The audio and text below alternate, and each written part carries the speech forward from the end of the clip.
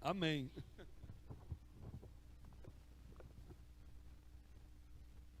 Boa noite, meus irmãos, graça e paz. Muito bom. Bom estar aqui reunidos como igreja do Senhor, adorando ao nome de Jesus, ouvindo a sua palavra.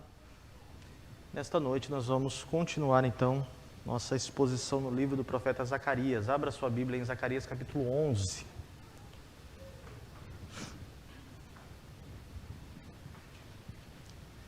Vou pedir a paciência dos irmãos comigo esta noite. Primeiro porque meu aparelho está machucando minha boca. Então talvez eu fale embolado aqui. Não sei se os irmãos vão entender tudo que eu falar, né? Chamar Jesus de Genésio. E segundo porque eu estou bem cansado. Então possa ser que eu me perca aqui, né? Nos raciocínios mais difíceis aqui. Então os irmãos tenham paciência comigo. Estou ficando velho. Eu prego desde os meus 17 anos, irmãos. Estou com 40, vou fazer 42. Pensa só. Meu pastor também, está ficando velho, meu pastor. Por isso que o senhor está trocando as palavras quando o senhor prega. Zacarias capítulo 11, meus irmãos, diz assim: Abre, ó Líbano, as tuas portas, para que o fogo consuma os teus cedros. Geme, ó cipreste, porque o cedro caiu, porque os mais poderosos são destruídos. Gemei, ó carvalhos de Bazã, porque o bosque forte é derrubado. Voz de uivo dos pastores, porque sua glória é destruída. Voz de bramido dos filhos dos leões, ou dos leõezinhos em algumas versões, porque foi destruída a soberba do Jordão. Assim diz o Senhor meu Deus: apacenta as ovelhas da matança, cujos possuidores as matam e não se têm por culpados, e cujos vendedores dizem: louvado seja o Senhor, porque tenho enriquecido e os seus pastores não têm piedade delas. Certamente não terei mais piedade dos moradores desta terra, diz o Senhor, mas eis que entregarei os homens, cada um na mão do seu próximo e na mão do seu rei. Eles ferirão a terra, e eu não os livrarei da sua mão.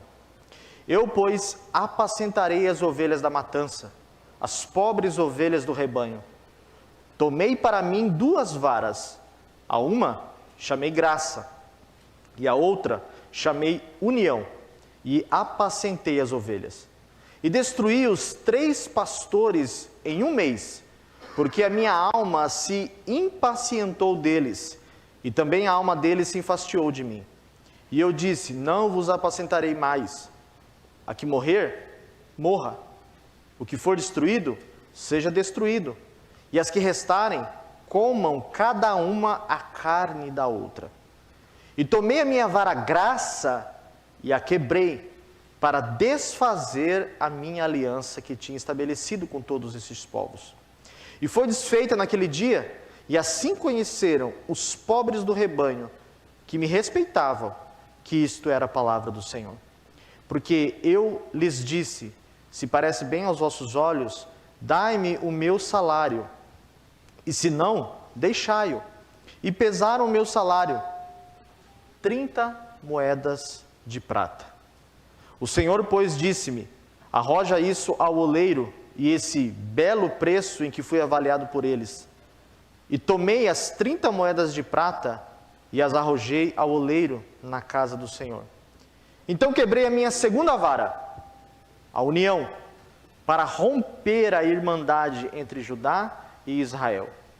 E o Senhor disse-me: toma ainda para ti um instrumento de um pastor insensato, porque eis que suscitarei um pastor na terra que não cuidará das que estão perecendo, não buscará a pequena, e não curará a ferida, nem apacentará a sã, mas comerá a carne da gorda, e lhe despedaçará as unhas.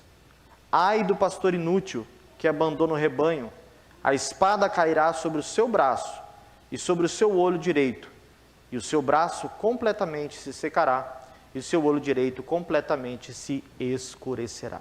Amém.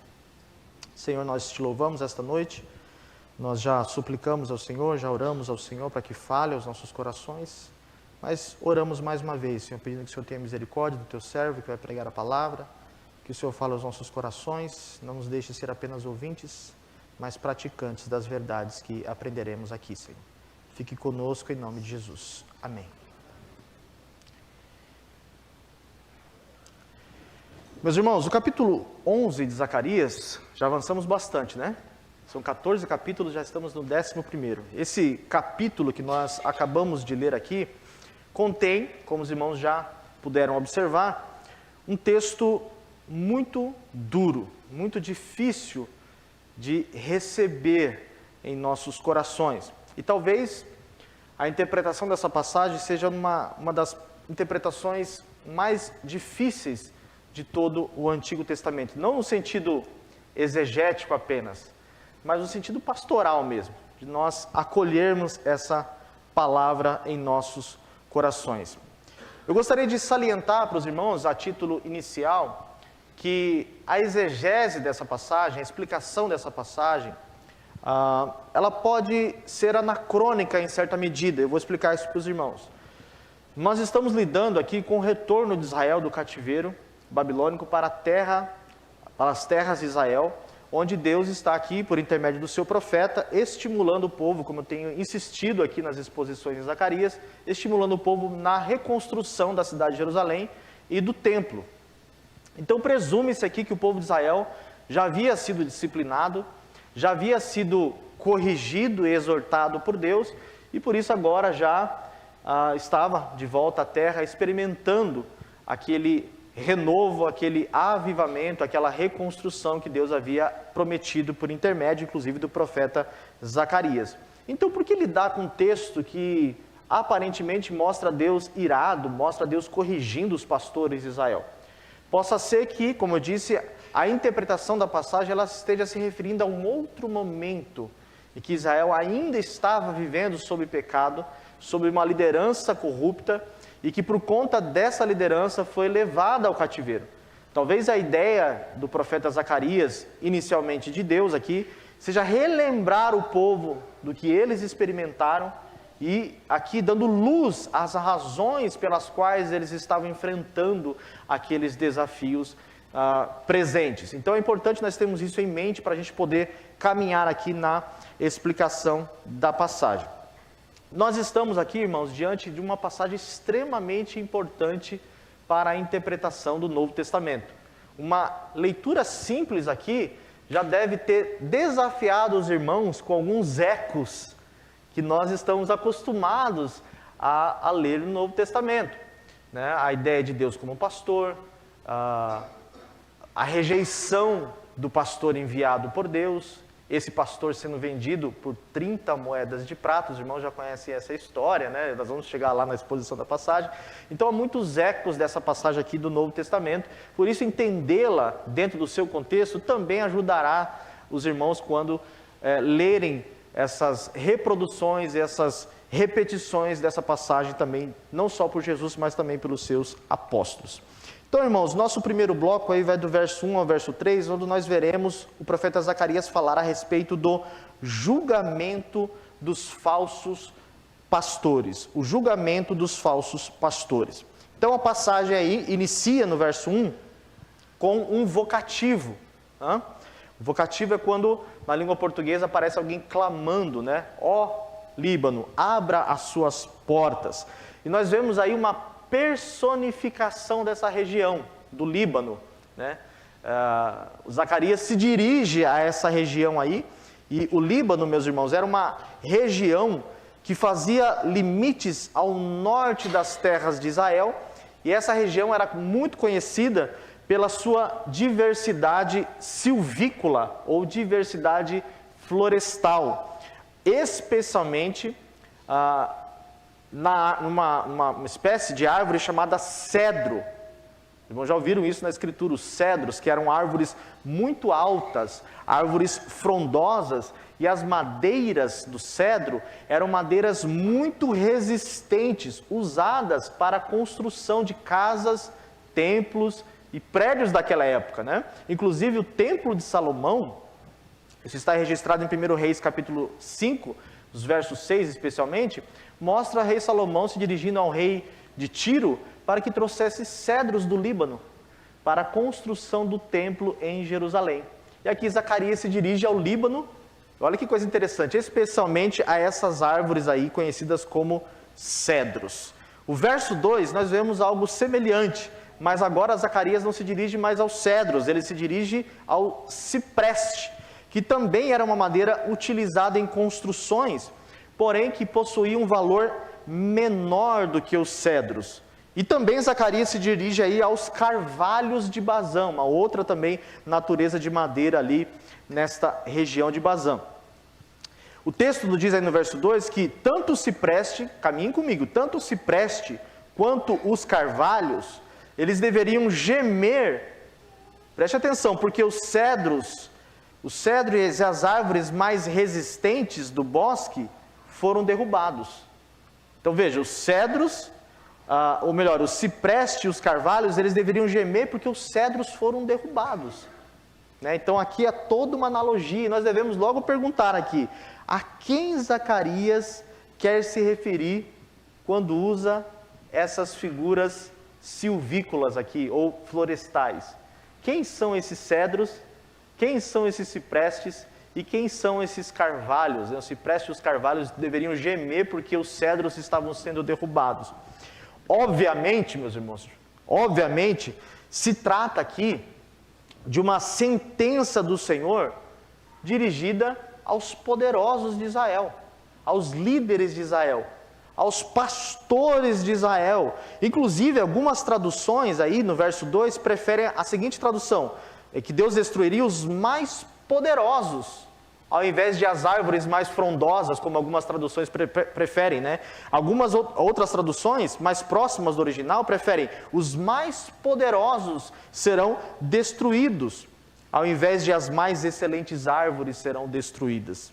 E o texto prossegue aí no verso 3, deixando a mensagem cada vez mais clara. Zacarias usa novamente, como no texto anterior, que nós estudamos, meus irmãos, uma metáfora pastoril. Quem uiva agora são os pastores de Israel, também denominados no texto aí como aqueles que são soberbos, a soberba do Jordão. E aqui, irmãos, eu quero destacar para os irmãos que quando nós olhamos para essas metáforas todas da passagem, é difícil nós lermos essa passagem aí e começar a encontrar um significado específico para cada detalhe do texto, sem correr o risco de errar na interpretação da passagem. Então, deste modo, é melhor a gente olhar para um quadro geral desse primeiro bloco aí, como um conjunto, Zacarias usa de uma metáfora, de uma imensa floresta, cheia das mais belas árvores, que vem abaixo por causa de uma destruição que demonstra o juízo de Deus sobre o povo de Israel, especialmente se dirigindo aos mais poderosos aqui, aqueles que estavam sob o comando da nação de Israel. O texto parece, o seu objetivo parece ser o de prever uma destruição da parte de Deus. Deus está mostrando um juízo que começaria no norte, no Líbano, e desceria até a região sul de Israel. Nós vemos isso na história de Israel quando foi levada pelo cativeiro. O reino do norte foi levado pela Síria, e o reino do sul foi levado pela Babilônia, como os irmãos já conhecem, nós temos pregado para os irmãos aqui nos domingos anteriores. Veja, irmãos, deixa eu aplicar isso, contextualizar para a gente entender. Quando nós lemos esse primeiro bloco, Deus se dirigindo aqui aos pastores de Israel, aos líderes de Israel, de uma maneira dura, de uma maneira rigorosa, nós podemos, de imediato, achar que Deus está condenando a nação de Israel como um todo, como se Deus estivesse rejeitando o seu povo que outrora ele havia escolhido, fazendo promessas a este povo. A linguagem aqui é uma linguagem de juízo e de reprovação. No entanto, Deus não estava com isso rejeitando a nação de Israel, como nós vamos ver no decorrer da exposição. Assim, bem como Jesus no Novo Testamento, quando ele se dirige, por exemplo, aos fariseus, João Batista se dirige aos fariseus, João Batista com aquela mensagem doce, né? Aquela mensagem maravilhosa de se ouvir, né? Aquela mensagem melzinho na chupeta, né? Raça de víboras, quem vos ensinou a fugir da ira futura? Ou Jesus chamando os seus conterrâneos ali, os fariseus, de hipócritas, serpentes vis, sepulcros caiados, todas essas expressões pesadas. Parece que Deus está rejeitando a nação de Israel. Mas a verdade não é, nós não estamos sendo justos, nem com Jesus, nem com Zacarias, ao ler o texto dessa maneira. A mensagem, obviamente, é uma mensagem dirigida, preste atenção nisso, aos pastores de Israel, dirigida aos cabeças de Israel, dirigida aos líderes de Israel. Jesus mesmo diz, vocês devem ouvir o que os fariseus ensinam e fazer o que eles fazem, mas não devem imitá-los. Ou melhor, fazer aquilo que eles ensinam, mas não devem imitá-los, porque eles não vivem aquilo que eles pregam. Eles são hipócritas. Eles atam fardos pesados sobre as costas de vocês, mas eles mesmos não querem cumprir. Então a crítica de Deus e a crítica de Jesus, tanto no Antigo quanto no Novo Testamento, isso não significa que o povo não tenha pecado de maneira geral, mas especialmente passagens como essa estão se dirigindo aos pastores de Israel. Estão se dirigindo aos líderes de Israel. Irmãos, ser líder, ser pastor, é uma tarefa difícil demais, né? É uma tarefa difícil demais, é um compromisso, talvez um compromisso mais sério que um ser humano possa ter na sua vida. Apesar de todos nós aqui termos que dar conta dos nossos próprios pecados diante de Deus, cada um vai ter que prestar conta dos seus próprios pecados diante de Deus. Os pastores, eles são representantes do povo. E a Bíblia diz que eles terão que dar contas das suas ovelhas, daqueles a quem Deus confiou a eles, diante de Deus. Veja a seriedade disso. Como eu disse para os irmãos aqui, desde que eu me converti, com meus 17 anos, talvez de maneira um pouco precipitada, eu prego. E não teve um dia nesses 17 anos que eu subi no púlpito para pregar, que eu não tremi. E até hoje, depois de tantos anos, todas as vezes que eu estou diante da igreja, o pastor e os irmãos que pregam sabem disso.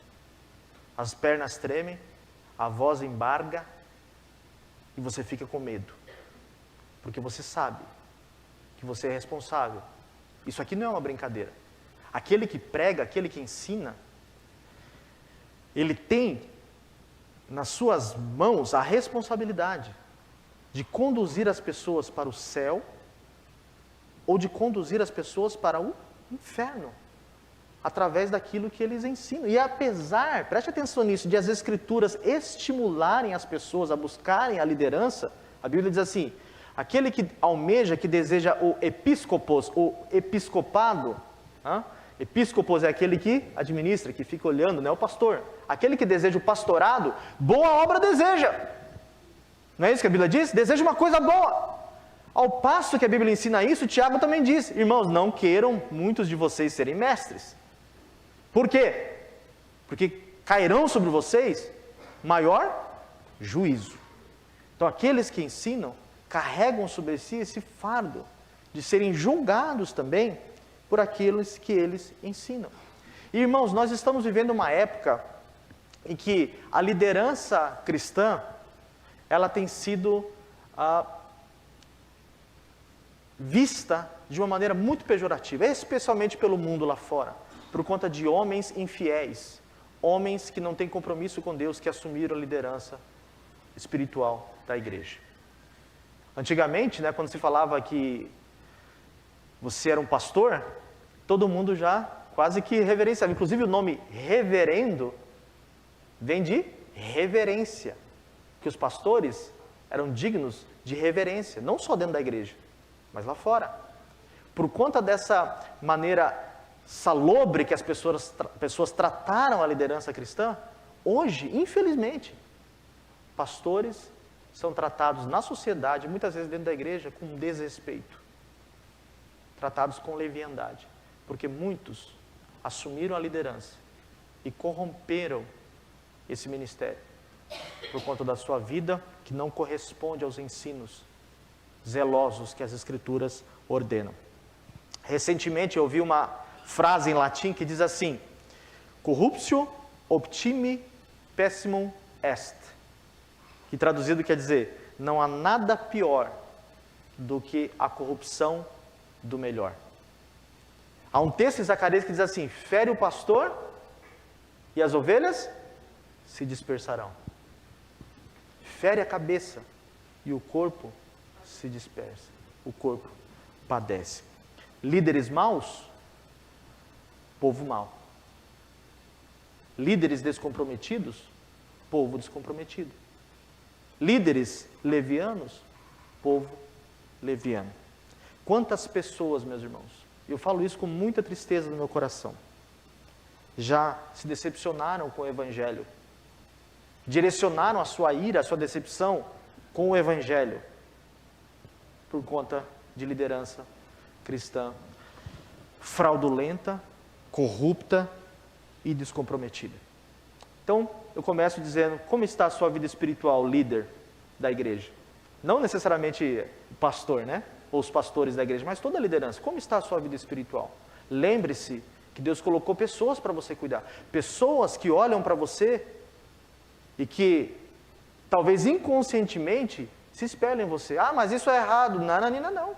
A Bíblia diz lá no autor aos Hebreus exatamente isso. Irmãos, imitai a fé dos vossos pastores. Imitai a fé dos vossos pastores. E é engraçado que tem umas igrejas que os membros até imitam o jeitinho do pastor, né? Vou começar a imitar o reverendo Rivers aqui. Inclusive a gente está muito parecido hoje, não sei se o senhor reparou. Está vendo? Imitai os vossos pastores. A fé deles. Claro, nós devemos imitar aquilo que é bom, né? Mas nós devemos nos preocupar com a nossa vida espiritual. Nós, irmãos, de uma maneira muito orgânica e misteriosa, nós estamos unidos. Alguém disse certa vez, e gravem isso, porque eu gravei na minha vida e foi transformador: ninguém peca sozinho. Ninguém peca sozinho, principalmente quando é um líder. O seu pecado, de alguma maneira, a maneira como você vive a sua vida, olha como isso é pesado, irmãos. Olha como isso é sério. Não é verdade? A minha vida é minha, eu tenho que dar satisfação para mim. Não, a sua vida hoje pertence ao povo de Deus, principalmente se você for um líder na igreja. Principalmente se você exerce alguma função na igreja. As pessoas estão olhando para você.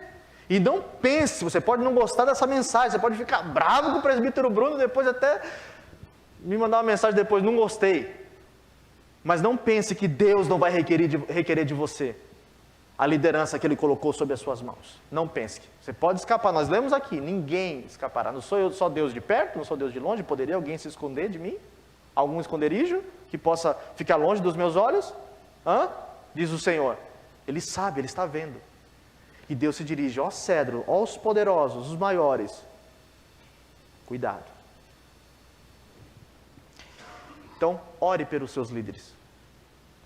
Eu falei esses dias, alguém colocou a mensagem lá de parabéns para os professores. Eu falei: irmãos, tem misericórdia de nós. Tem misericórdia de nós. Como é difícil ensinar a palavra de Deus, irmãos. Como é difícil. Que Deus tenha misericórdia de nós. O segundo bloco, meus irmãos, vai do verso 4 ao verso 14. É um bloquinho um pouco mais extenso, vai mostrar aí a rejeição do verdadeiro pastor. Então o verso 4 inicia aí declarando que Deus fala agora diretamente. Perceba aí a expressão: assim diz o Senhor, meu Deus. É a primeira vez que o profeta Zacarias se refere ao Senhor Yahvé como o Senhor meu Deus. Normalmente assim diz o Senhor Deus, ou assim diz o Senhor dos exércitos, mas agora Zacarias diz: assim diz o Senhor meu Deus. Talvez aí com a ideia de mostrar algo mais pessoal, algo mais íntimo, mostrando como Deus de fato estava querendo um relacionamento mais pessoal, não só com o profeta, mas também com o povo de Israel. E o verso continua, e a mensagem é dirigida aos pastores citados nos versos anteriores. E esses pastores aí deveriam pastorear as ovelhas da matança. Olha que mensagem difícil. As ovelhas da matança. E a ordem aí, meus irmãos, obviamente é uma ironia, né? Obviamente Zacarias está usando de uma ironia. O que Deus queria, na verdade, do povo de Israel é que eles parassem de maltratar o rebanho. Que eles parassem de oprimir o rebanho. No entanto, Deus conhece a obstinação desses pastores. destes sacerdotes, destes profetas e desses governadores de Israel. Eles eram obstinados. Então o que resta para eles agora é apenas o juízo de Deus. Por isso a ironia: pastoreiem as ovelhas da matança.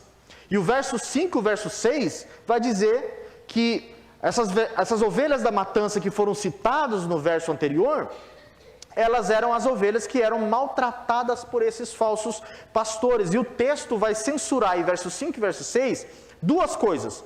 Primeiro, o comportamento desses falsos pastores. O texto diz aí que eles maltratavam as ovelhas de Israel e não se sentiam culpados. Eles oprimiam os mais fracos e não ficavam com a consciência dolorida. Eles não se sentiam culpados. E cá entre nós, né, irmãos? Vivemos numa época em que culpa é uma coisa que ninguém quer sentir. Não é verdade? Os ensinamentos, as filosofias, a psicologia moderna, tudo está caminhando na direção de não sinta culpa. E é exatamente o que esses pastores faziam.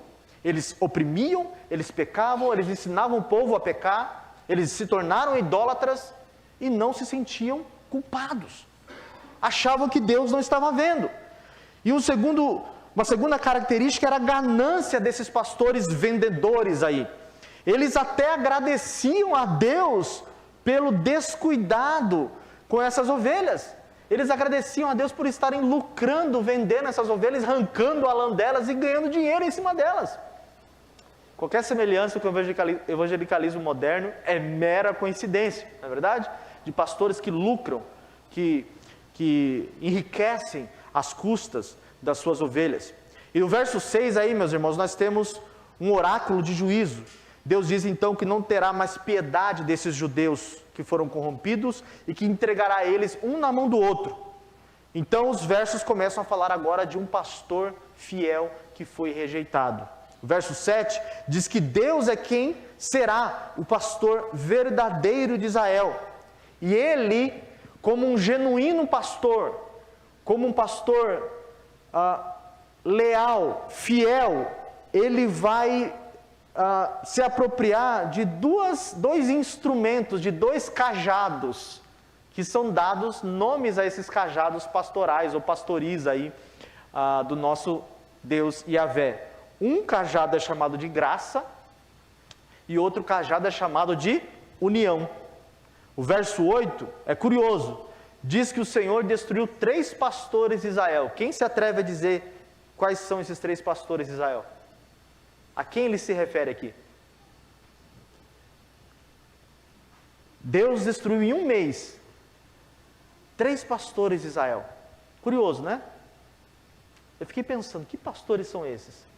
Mais próximo que eu consegui chegar, talvez sejam as 3 principais instituições de Israel: reis, sacerdotes e profetas. Deus estava destruindo a liderança.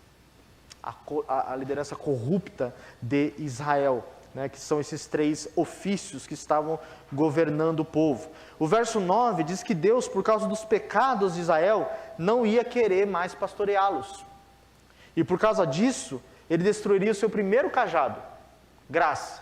Ou seja, o seu favor pelo povo seria cessado. O verso 10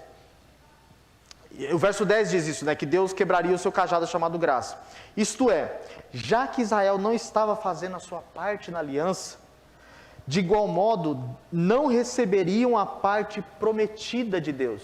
Porque quando a gente lê o texto, está dizendo aí que Deus anularia a aliança, não é isso que o texto diz? Deus quebraria a aliança, anularia a aliança. E isso parece dizer que Deus não queria mais compromisso com Israel. Mas essa também não é uma leitura correta, não deve ser entendido aí como um abandono total da nação de Israel.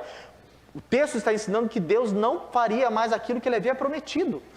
Ou seja, os benefícios da aliança não seriam mais dispensados para a nação de Israel. Vocês não fizeram a sua parte? Pois eu também não farei a minha. Ora, que história é essa? Vocês não são fiéis e querem a minha fidelidade? Vocês não são leais e querem a minha lealdade? Então Deus fecha a torneira da graça aí e passa a não mais abençoar Israel com aquilo que ele havia prometido, até que eles passassem pela disciplina.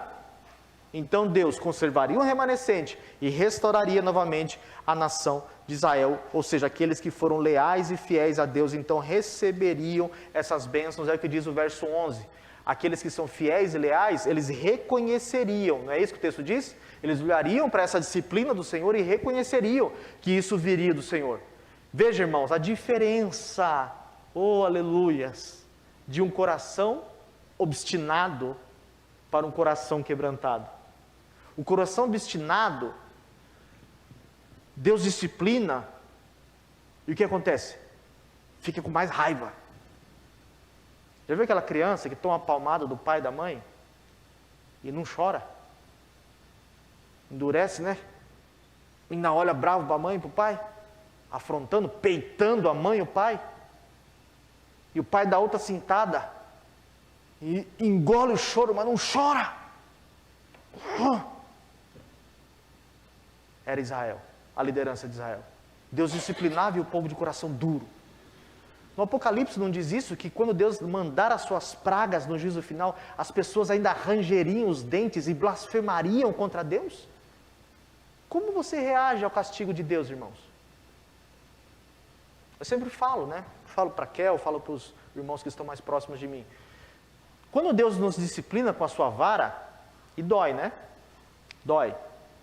Nós temos duas opções. Ou fugir de Deus, mas uma hora Ele vai pegar, né? Se correr o bicho pega. Ou você correr para Deus. Porque aí a disciplina vai ser menor. Não é verdade? É igual a mãe também que fala, me fala a verdade. Se você falar, vai tomar uma chinelada só. Se você não falar, vai tomar 10. Eu prefiro tomar uma só. Como disse Davi, Senhor, caia eu nas mãos do Deus Todo-Poderoso, porque são grandes as suas misericórdias. Prefiro ser castigado por ti, Senhor, do que fugir de ti. E uma hora o Senhor vai me encontrar aí na esquina. Está escrito, irmãos, o seu pecado te alcançará, não há como fugir, uma hora nós teremos que dar conta. Então corre para Deus agora. O povo mais humilde, fiel e leal, reconheceria que Deus estava castigando, e falava, Senhor, como diz Daniel, nós merecemos isso, Senhor. Merecemos o teu castigo. O Senhor merece, nós merecemos que o Senhor quebre a vara mesmo. Há uma passagem em Jeremias, isso não está no meu sermão, mas eu me lembro agora, que Deus pergunta para Jeremias, Jeremias, o que você está vendo? Jeremias fala assim, Senhor, estou vendo uma vara de amendoeira. Aí Deus responde assim, viste bem, Jeremias, porque eu vou disciplinar o meu povo. Quando eu li esse texto, eu falei, o que tem a ver? Uma vara de amendoeira com a disciplina? Não entendi nada. Aí eu fui dar uma pesquisada. Antigamente, os pais batiam nos filhos com uma vara. Talvez não fosse uma vara de amendoeira. Como é que era a vara que vocês apanhavam quando era criança? Era vara de marmelo? Vara de marmelo, né? Ou com a mangueira, ou com sei lá o quê. Teve gente que apanhou com mangueira, teve gente que apanhou com... veio de tudo. Tinha até o chinelo, que aquele chinelo havaiana se vira... Minha mãe, quando tacava o chinelo, você pensava que virar a esquina, você ia fugir o chinelo, parece que virava junto e te acertava. Era um negócio impressionante. E aí Deus disse, o que você vê? Veja uma vara de amendoeira. Viste bem, porque eu vou disciplinar o meu povo. Deus pegaria uma vara, como um pastor mesmo, e disciplina, porque o pastor faz isso, irmãos. Né? Pastor faz isso. E veja, a experiência, claro, não tenho a experiência do reverendo Rivers, né? Tenho a experiência do reverendo Rivers, dentro do reverendo Daniels. Mas pastor tem faro para reconhecer quando não é ovelha também. Né? A gente sabe quando é ovelha e sabe quando é bode. Então, às vezes tem que ser um pouco mais duro, né? Porque não é ovelha, é bode. E bode, meu irmão, se você não der uma nele, ele te dá uma, entendeu? Então você tem que dar uma cajadada forte, tem que bater forte. Né? E outra, ele não vai reconhecer também, mas as ovelhas não. As ovelhas, elas são mansas, elas são humildes, elas reconhecem a voz do pastor. Então não fique bravo com o pastor Rivers quando ele vem aqui e prega em João, ou mensagem dura, né? Aquela mensagem que você sai corcunda da igreja. Manda uma mensagem agradecendo ele na segunda-feira, porque ele sofreu muito para pregar aquela mensagem lá. Né? Tem misericórdia de mim também. Cansa, é difícil, mensagem dura. Eu sei que dói em vocês também, mas dói primeiro em nós pregar essas mensagens. Mas vamos ser humildes, irmãos. Ouvir o que Deus tem nos ensinado com humildade. Olha o verso 12 aí. O verso 12 diz, tem mais uma ironia no texto. Deus pede o seu salário como pastor. Eu tenho pastoreado vocês, né, desde o Egito. Tenho cuidado de vocês, ensinado vocês durante todos esses anos. E de maneira irônica, Deus fala, me dá o meu salário aí. Já que eu não vou pastorear mais vocês, agora me paguem por isso. E aí eles falam, tá bom, nós vamos te dar um salário. Eles fizeram as contas lá na calculadora deles, qual foi o resultado? 30 moedas de prata. Veja, irmãos, foi esse o preço que Judas entregou Jesus aos pastores do período do segundo templo. 30 moedas de prata. Vocês se lembram de algum pastor que foi rejeitado no período do segundo templo? Jesus é este homem aqui, que foi enviado como um verdadeiro pastor, mas que o povo de Deus foi enviado para os seus. Olha isso, mas os seus não receberam. Rejeitaram esse pastor e venderam esse pastor por 30 moedas de prata. Nenhum profeta é reconhecido na sua própria terra. E o verso, ainda o verso 12 diz que Deus quebra então a sua segunda vara, a vara da união, mostrando que a união que ele havia prometido entre o reino do norte e o reino do sul também seria agora violada. Deus então permitiria que o povo vivesse disperso. Por isso que eu disse que é anacrônico aqui fazer a leitura do texto. Veja, irmãos, o que nós devemos considerar nesse segundo bloco aqui, já vamos caminhando para o fim, é que lendo aqui uma leitura rápida do texto, a primeira inferência que nós vemos aqui é que Deus se revela como um pastor que foi rejeitado. E como essa rejeição acontece? Obviamente, essa rejeição de Deus acontece quando os judeus passaram a rejeitar a liderança fiel de Israel. Quando os verdadeiros profetas, profetas como Isaías, profetas como Jeremias, profetas como Ezequiel, madrugavam anunciando a verdade de Deus para o povo e eles embruteciam o seu coração, eles não estavam rejeitando apenas um profeta. Eles estavam rejeitando o Deus desses profetas. Então, meus irmãos, quando nós rejeitamos a palavra de Deus, vinda de pastores fiéis, de pregadores fiéis, de líderes fiéis, nós não estamos rejeitando esses pastores. Em última instância, nós estamos rejeitando o próprio Deus, que envia essas pessoas para cuidar de nós. É Deus que diz, como diz o apóstolo Paulo em Efésios capítulo 4, foi Deus que deu dons aos homens. A uns ele deu para apóstolos, a outros ele deu para os profetas, pastores, doutores, mestres, todos esses para a edificação da igreja. E quando nós rejeitamos o ensino fiel da Escritura, uma pregação bíblica, ou um aconselhamento, ou uma exortação, nós estamos rejeitando Deus. Não pense, irmãos, que suplantar uma autoridade constituída por Deus, eu não falo apenas em questões eclesiásticas. O apóstolo Pedro não diz para a gente ser obediente aos nossos patrões? Porque quando nós trabalhamos para eles, nós em última instância estamos trabalhando para Deus? A Bíblia não diz que as mulheres devem ser submissas aos seus maridos como ao Senhor? Os filhos não devem também obedecer aos seus pais no Senhor?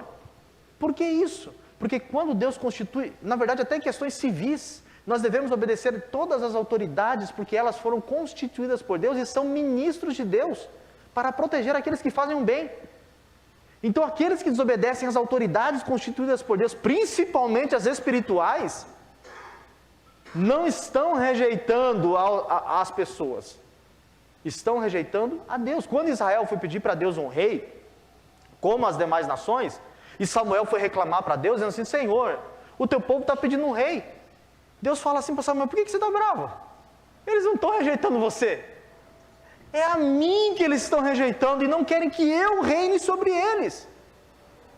Então quando você pregar também o evangelho, ou tiver alguém sob a sua liderança, e as pessoas não te ouvirem, as pessoas não te atenderem, as pessoas não te obedecerem, saiba que antes de desobedecer a você, elas estão desobedecendo a Deus. Antes de entristecer o seu coração, elas estão entristecendo o coração de Deus. Que isso sirva de consolo para aqueles que lideram aqui. Você tem se submetido às autoridades que estão sobre você, respeitado essas pessoas, honrado essas pessoas, como um representante de Deus sobre a sua vida, os presbíteros da igreja, os diáconos da igreja, o seu esposo, os seus pais, o seu patrão. E outra, e a voz do próprio Deus? Irmãos, eu não sei vocês, mas eu tenho ouvido domingo após domingo, Deus falar nesta igreja aqui.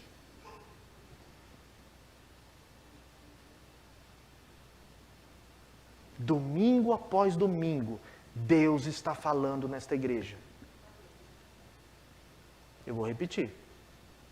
Domingo após domingo, Deus está falando neste púlpito aqui. E há pessoas, há ovelhas, que estão com o coração duro. E a Bíblia diz, não sou eu que estou inventando isso. A Bíblia diz assim, quando ouvirdes a minha voz, não endureçais o vosso coração, como em Meribá. Não endureça o seu coração para aquilo que Deus está falando. Seja humilde. Não é o pastor, não é o Bruno, não é, seja lá quem for que estiver pregando aqui. É Deus quem está falando conosco aqui domingo após domingo.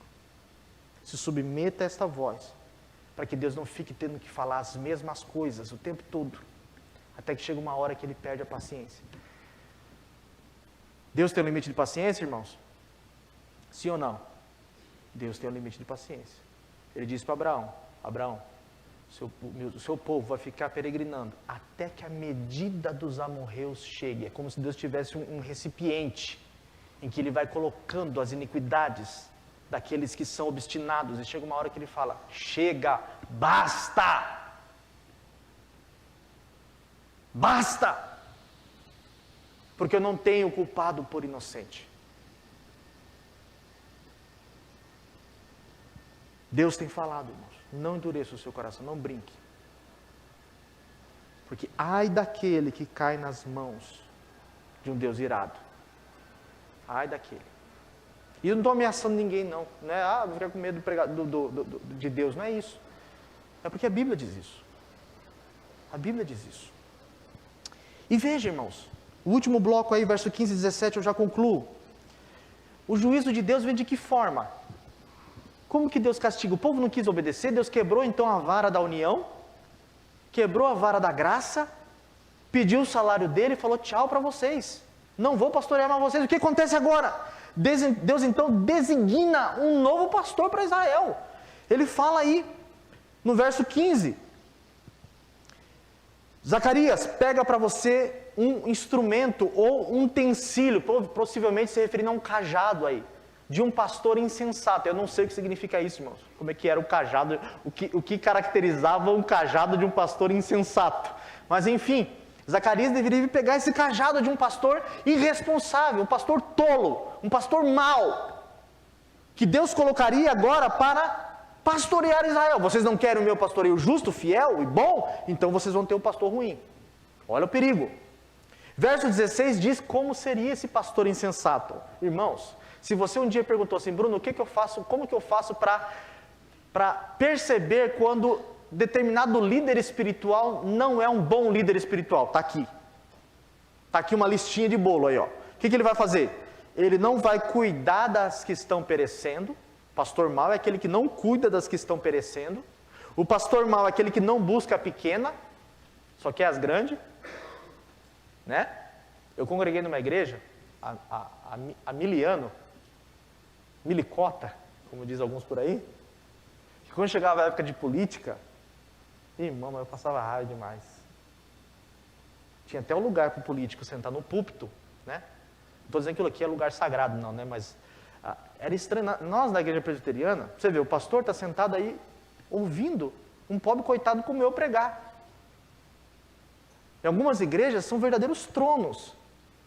E quando chega alguém que não é crente, diga-se de passagem, que é um pecador, Só porque é famoso, ou tem dinheiro, ou é político, ou tem algum cargo na sociedade, eles colocam lá. E às vezes dão púlpito para o indivíduo falar ainda. No culto. São pessoas que não querem buscar a pequena, só querem buscar as grandes, né? Não vou nem falar que é por causa do dinheiro, não, porque aí... Enfim. Não curará a ferida. Quer dizer, uma ovelha ferida, o pastor não vai curar, não. Deixa a ferida lá. Está machucada, ela, né, que se cure sozinha. Não vai apacentar as que são sãs. Quer dizer, aquelas que estão boas, ele não apacenta, não ensina, não instrui, não alimenta. E outra, ele vai abusar daquelas que podem oferecer algo para ele, a lã, as unhas. É o pastor opressor, é o pastor interesseiro, é o pastor que só quer alguma coisa, quer ser ovacionado, ou em última instância quer dinheiro, quer fama, quer poder e tudo mais. Essa é a característica de um falso pastor. Se você tinha dúvidas aí de como se comporta um falso pastor, aí estão as evidências. E por fim, irmãos, no verso 17, o juízo de Deus vem sobre esse pastor insensato.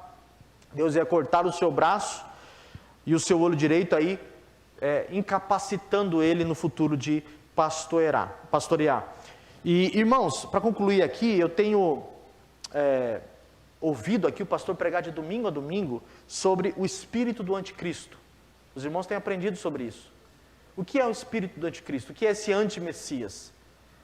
Obviamente, quando nós estudamos escatologia, nós aprendemos que um homem da iniquidade aparecerá e ele será o anticristo, mas João diz que o espírito do anticristo já está operando, e é o espírito do erro.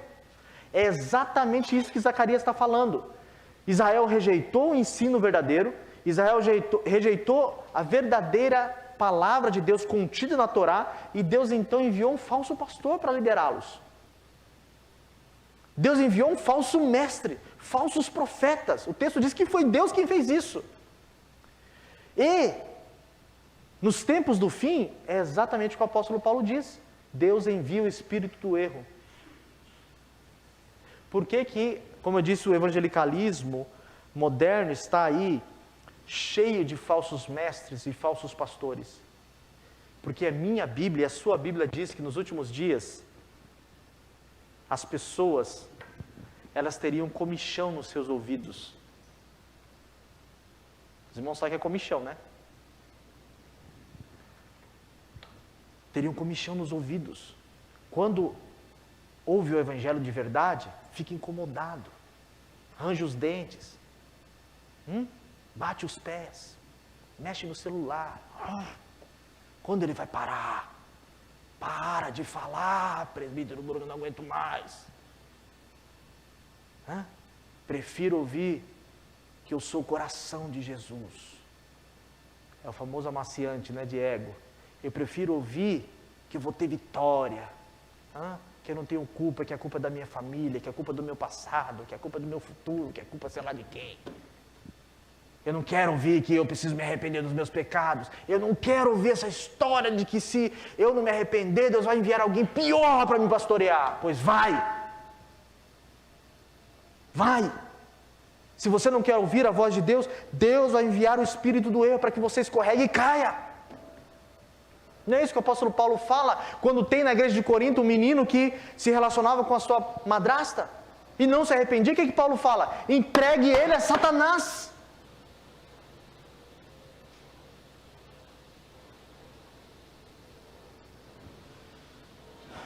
É por isso que muitas igrejas sérias, é claro que não é a única causa, mas é por isso que muitas igrejas sérias, irmãos, que pastores pregam com seriedade, sem medo e com coragem, essas igrejas estão vazias.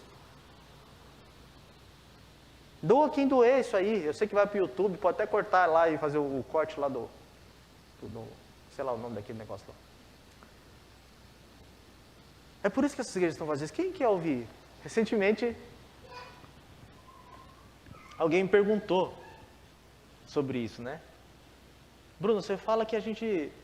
Me explica isso aí. Como é que é esse negócio de a gente se sentir mal no culto? Eu falei, tem que se sentir mal. Mas o culto não é lugar de se sentir bem? Não, não é. O culto não é lugar de se sentir bem. O lugar de se sentir bem é no cinema. Assistindo, ou em casa, debaixo das cobertas, assistindo Netflix. Pipoca. Lá é o lugar de se sentir bem. Como que a gente vai se sentir bem? Como? Como? Imagina Isaías se sentindo bem diante de um Deus santo lá. Os anjos clamando, gritando um para o outro, santo, santo, santo, o Senhor dos Exércitos, a terra está cheio da sua glória. Isaías, irmão, coitado, ele disse, ai de mim que vou perecendo, sou homem de lábios impuros, que habito no meio de um povo de impuros lábios, e os meus olhos viram o Senhor dos Exércitos, eu vou morrer. Tem misericórdia, Senhor. Isaías não se sentiu bem. Os sacerdotes, quando a Shekinah de Deus invadiu o templo, na construção e na inauguração do templo de Salomão, eles se sentiram bem? Capotaram todos eles. Ou quando Jesus disse, perguntaram, quem é o Messias? Ele disse, eu sou. Está lá em João. Todo mundo, no chão, caiu todo mundo. Se você quer se sentir bem, não venha para a igreja. Não estou dizendo que você não vai se sentir, nunca vai se sentir bem, né? No louvor talvez você sinta alguma coisa boa, na pregação. Estou brincando, irmãos. Mas enfim, nós somos confrontados por Deus. Não acredite nesse falso evangelho. Possa ser que muitas pessoas dentre nós estão dando ouvidos a esses falsos pastores por aí. Hoje em dia, eu sempre aconselho os jovens lá. Se você tem uma dúvida de teologia, antes de ir para a internet, pergunte para os seus pastores. Os pastores que conhecem você, que sabem como você trata a sua esposa, que sabem como você trata o seu marido, que sabem como você trata o seu filho, se você vem para a igreja ou não vem, se você ora ou se você não ora, se você lê a Bíblia ou se você não lê. Antes de consultar o John MacArthur, John Piper, Rudolf Bultmann, brincadeira, não consulta esse cara não. Mas enfim, antes de consultar esses grandes homens, que não estou dizendo que é errado, porque eu os consulto, pergunte para o seu pastor. Pergunte para os seus pastores, porque eles sabem o que a ovelha precisa comer, se é mocotó ou se é a papinha de criança. São eles que pastoreiam vocês, pastores fiéis e bíblicos. Enfim, irmãos, o texto então tem duas aplicações e eu concluo com isso. As ovelhas, fica a lição de que a busca por pastores relapsos, que façam a vontade do rebanho e não do Senhor, gera sofrimento para elas mesmas. Se nós buscarmos pastores que nós queremos para nós é que vamos sofrer.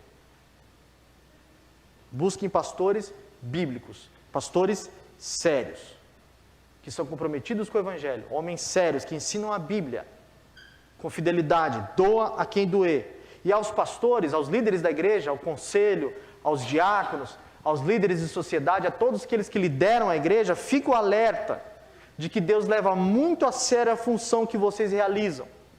E que Deus pedirá contas do que vocês fazem com o rebanho de Deus.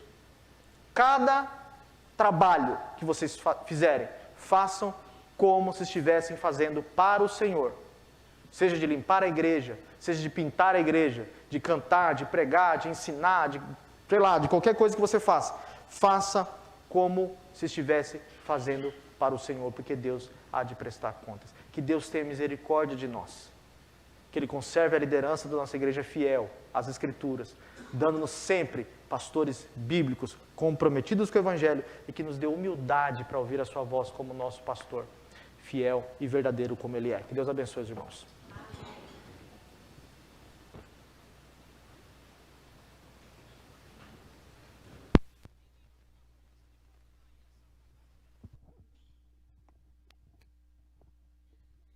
Amém, meus irmãos, louvado seja o nosso Deus pela oportunidade de ouvirmos a sua palavra bendita. Como nos diz o apóstolo João, e assim o fez inspirado da parte do Senhor, quem tem ouvidos, ouça o que o Espírito diz à igreja. E o Espírito nos fala.